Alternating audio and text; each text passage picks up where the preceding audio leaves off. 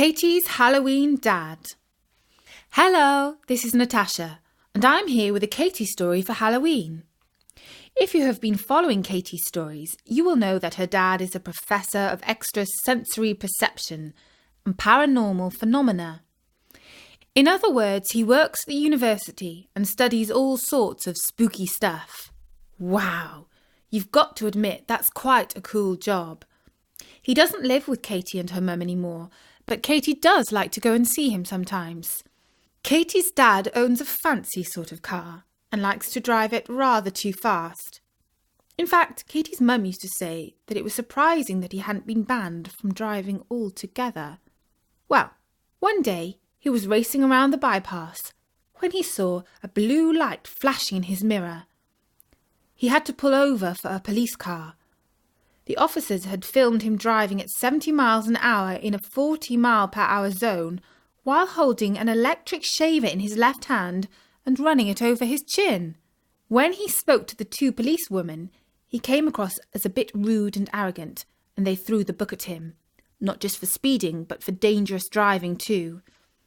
Katie's dad soon began to worry that he might lose his driving licence. He went to see an expensive lawyer called Mr. Loophole, but even he said that he couldn't get him off the hook. Later that day, he stood at the window of his laboratory and ran his eyes over the elegant curves of his automobile. "How I love her," he thought to himself. He meant his car, of course. And then a voice in his head said, "You know, there's one person who could get you out of this fix with a snap of her fingers." And he replied to the voice, "Yes, but there's no way I'm calling her and begging for help." But when his day in court was just a week away, he swallowed his pride and called her. Katie's mum was surprised to see her ex-husband's name flash up on her phone. It only happened about once every 3 years. She was even more surprised when he said that he had called to ask for her assistance. "Could you do the teeniest, weeniest piece of magic to put the judge in a good mood?" he pleaded. "Let him see that the quality of mercy is twice blessed. It blesseth him that gives and him that takes and all that rot." "So what are you saying," said Katie's mum, "is that you've finally been had up for dangerous driving and you need my magical powers to help you in court?" "In a word, yes," admitted Katie's dad. "Well, since you're a professor of paranormal, I hate that word, but that's what you people like to call special powers. You should know that it is against the witch's code to use magic to pervert the course of justice. It's also against the law. There's no way I'm doing something illegal to get you off the hook. Besides, the roads will be that much safer if you take the bus." Said Katie's dad. He wrote to the court to change his plea from innocent to guilty, and he was duly banned from driving for a year. The weather turned colder, and he stood in the rain by the bus stop on his way to work. Occasionally he grumbled to himself. "Just one snap of her fingers. That's all it would have taken her, but she wouldn't do it for me." Sometimes it was frustrating to know as much about magic as he did, but to not actually have any power himself. He studied all sorts of people in his lab, like the woman who knew what he was writing down when she was in the next room, and the man who could levitate 5 inches off the ground, and the girl who could tell if somebody was rich just by smelling him or her. It was generally accepted that to have special powers you need to be born with them. Magic runs in the family. That's why it is so rare. But Katie's dad had a theory that somebody ordinary could learn to do magic. If he could prove that, it would be a huge breakthrough in his field. In fact, he thought it would make him so rich and famous that he wouldn't need to drive his car anymore because he would be able to hire a chauffeur. He had it all planned out. He would have a show on TV called "You Can Do Magic Too." on which he would teach ordinary members of the public to do amazing things like become invisible or make objects fly around the room or saw their little sister in half and put her back together again. Yes, he would be a celebrity professor, and a wealthy one too. But could he prove his theory? He had already published a learned paper on it called The Environmental Origins of Supernatural Power, which translated into ordinary English means something like, magic comes from surroundings and things. He believed that if you grew up in a magical house with magical walls and a magical stream flowing under the garden, then some of that power would work its way into you. He had sensed it when he was living with Katie's mum. For his experiment, he wanted to find an object that was full of magical force and see if keeping it close by could make a person develop powers. But what object could he get hold of? He knew of only one place where he should be able to find such a thing, and that was the magic shop that belonged to Katie's mum. One rainy Saturday morning, he took the bus into town. He slipped into the magic shop and cringed slightly. It was a novel experience to buy something from his daughter. While she was wrapping up his pot, he noticed one of her hair clips lying on the counter. It even had some of her locks tangled up in it. He checked that she wasn't looking, quietly placed his hand over it and slipped it into his pocket.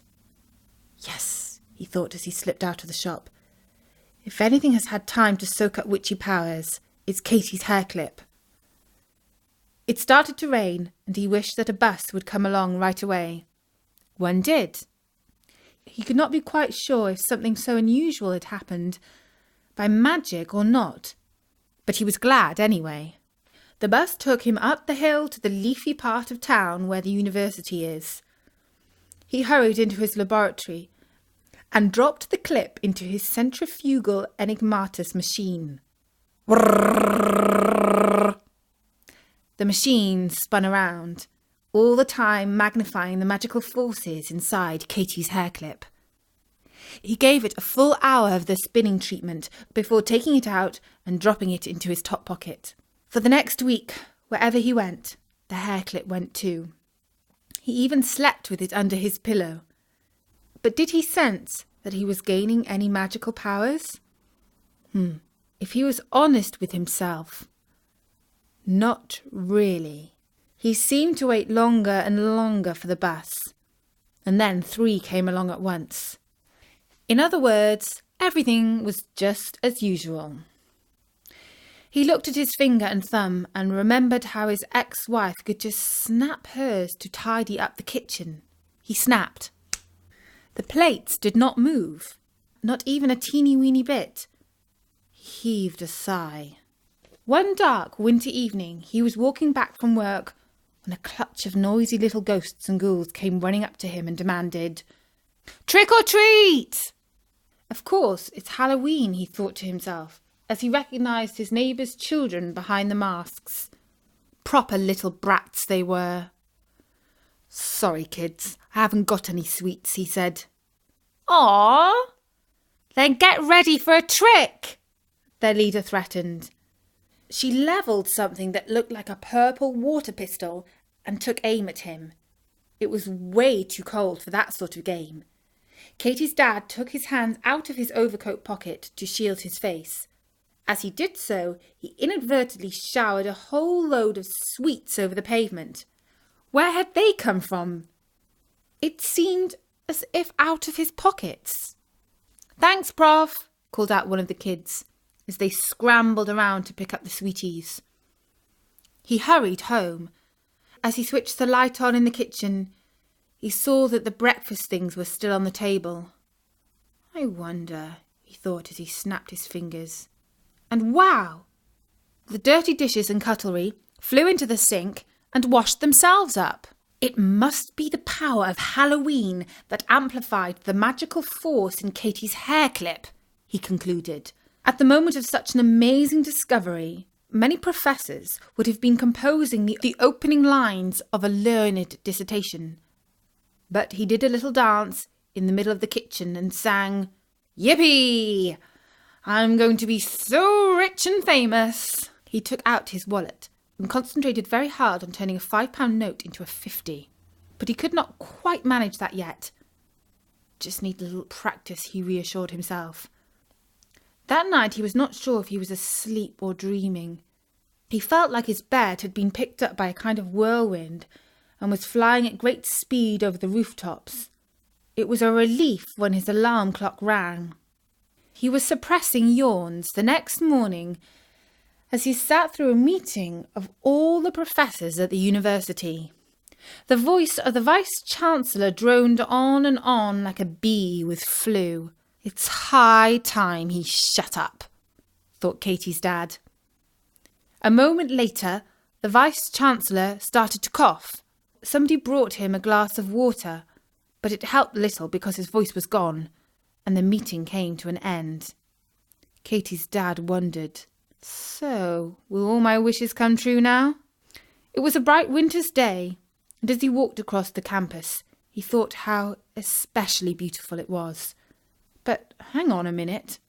Something was a bit odd too, but he could not quite put his finger on it. No time to fret about it.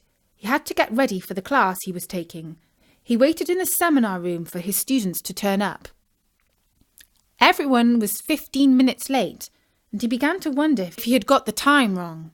He checked on his smartphone and saw that, yes, he was in the right room at the right time. But where was everyone?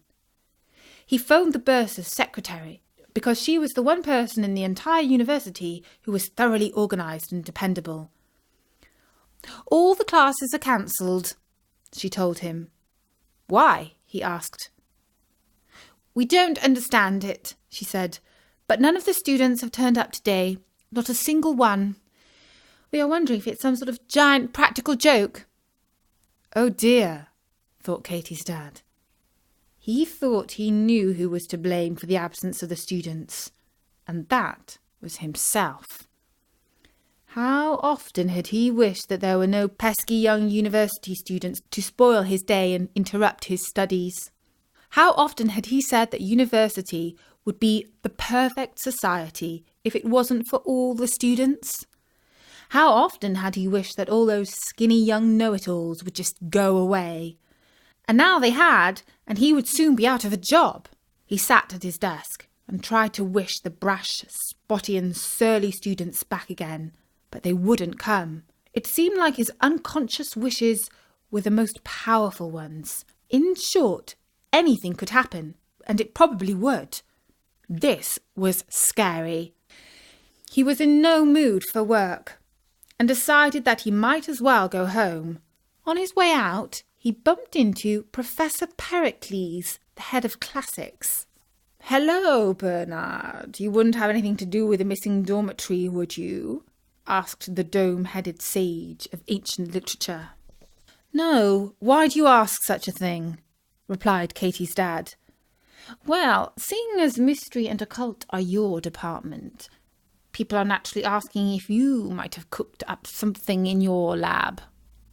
"I'm a scientist, not a cook," replied Katie's dad. As he hurried for the door, he could not help wishing that the classics department would have its funding cut. But then he felt guilty, because his wish might come true. No.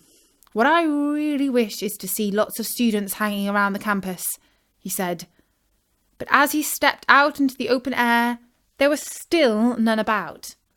What he did see was a TV camera pointing at the new lawn and fountain that covered the ground where the student dorm stood, until only this morning. The entire building had disappeared, along with the sleeping students. "Excuse me," called out a reporter. "Are you Professor Bernie Medal?" "No," lied Katie's dad. "He's gone home." He had wanted fame, not notoriety. He could see that the camera had turned around and was tracking him as he stalked towards the gate. He quickened his step, hoping that he did not look furtive. When he got to the bus stop, he gazed forlornly at a long line of stationary traffic on the hill, and no sign of a red double-decker. "Oh, how I wish I could be home," he thought. And then he wished that he had not wished that, because he felt himself start to lift off the ground and fly. He could see a kid pointing up at him and saying, "Look, Mummy, it's Superman!" And it definitely was not a dream, because he knew that he had got up and gone to work that morning. He flew into his house, through the upstairs back room window, and landed on the bed. Still shaking, he took out his phone and called Katie's mum. "Doreen, you've got to help me," he pleaded. "I've already told you. No way," said his former wife firmly. "But only you can save me," he begged, before he realised that she had hung up. I wish, he thought before thinking, no, I had better not wish for anything, because it's not safe to do so. He sat miserably for 10 minutes before his phone rang. It was Katie. "Oh, Katie," he said, "please help me. I borrowed your hair clip as a memento of my darling daughter, and all sorts of strange things have started to happen." "We've just seen the university on the news," said Katie. "They are saying it is the only university in the country with a department for paranormal, and now all sorts of spooky stuff has started to happen just around Halloween." "Mum's sorry. She thought you were asking her to help you with a traffic offence again." "No, this is much worse," said her dad sadly. "All my wishes are coming true, and it's a total disaster." "You should have known better than to dabble in magic," said Katie sternly. "If you're not born into it and haven't trained in it all your life, you're not going to be able to control it. Anything could happen." "It already has. And yes, Katie, I am truly sorry. Now, can you help me?" As it was an emergency, and it was already getting dark, Katie took the risk of flying by broomstick and hoped that nobody would catch sight of her. She needed the hair clip to cure her father of the magic powers that he had absorbed from it. She placed the hair clip in a glass of water, asked her dad to sit in a chair, and she held his head for 2 hours while she absorbed the magical powers out of him. Just before midnight, she whizzed over to the university and made the dormitory and all the students inside it come back from the parallel universe where her dad had inadvertently sent them.